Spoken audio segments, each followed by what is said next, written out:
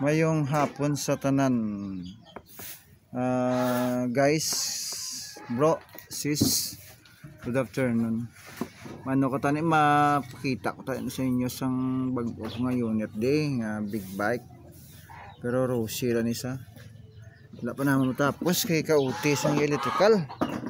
Tapos magbakas ang parts kalayo daan sa Banidulid. Ano nga wala matapos pa. Ano so? Oh. Ang bali sturdy na totdan niya ko no. Ba't anong totdan niya ang motor ko ng basura. Ano ni? Big bike Rosy.